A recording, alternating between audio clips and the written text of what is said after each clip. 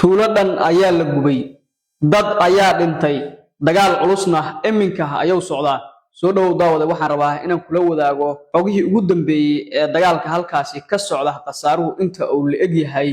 iyo sida ay haatan xaaladdu tahay fadlan muuqaalka si share garay lana wadaag saaxiibadaada kale kugu heliya barahaada kala duwan ee bulshada waxaan ahay Cabdullaahi Cabdi Xirsi dagaal culus oo u dhaxeeya laba maleeshiya beeleed ayaa ka dhacay tuulada Dudumay oo hoos tagta degmada Walaweyn ee gobolka Shabeellaha Hoose dagaalkan ayaa u dhaxeeya laba maleeshiya beeleed oo walaalo ah oo halkaasi wada dega waxaana sababay qasaare isugu jira dhimasho iyo dhaawac ilaa iyo 5 ruux ayaa la sheegay in ay dagaalkani ku dhinteen walow aan la xaqiijin karin qasaaraha rasmiga ah maadaama dagaalku uu wali socdo waxa la arkay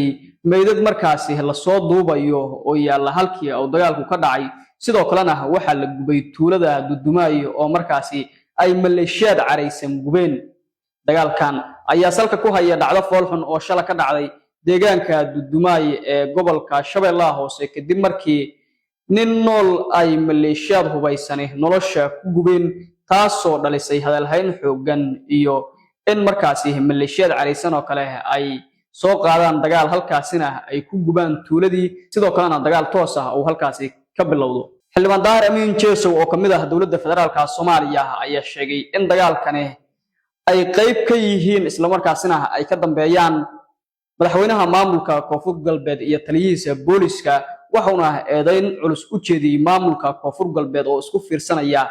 dadka halkaasi ku dagaalamaya dhacdadan ayaa noqotay dhacdo foolxun sidoo kalena maamulka Koonfur Galbeed ayaa sheegay ayaguna in ay soo qabteen dad ku eedeysan in markaasi ay nin nool nolosha ku gubeen oo ilaa iyo 4 ruux ayay sheegeen in ay gacanta ku soo dhigeen sidoo kalena ay dad kale ku raad joogaan asaate Daar Amiin Jeesow eedayn culus ayuu u jeediyay maamulka Koonfur Galbeed waxaana si toos ah u sheegay in dagaalkaasi ay ka dambeeyaan madaxweynaha maamulka Koonfur Galbeed Cabdicasiis Laftagareen iyo taliyihiisa booliska haatan deegaanka waxa ka socda dagaal culus sidoo kale waxa la sheegay in ciidamada daraawiishta maamulka Koonfur Galbeed ay halkaasi ku baxeen isla markaasina qaybo kamid ah maleeshiyadka halkaasi ku dagaalamayay iyo ayagana oo dhaxmaray dagaal kale hadaba wixii warar ka soo kordha wararkeena dambe ayaan idinku soo gudbin doonaa daawadayaal fadlan muuqaalka si share garay la wadaag saaxiibadaada kale kugu heliya barahaada kala duwan ee bulshada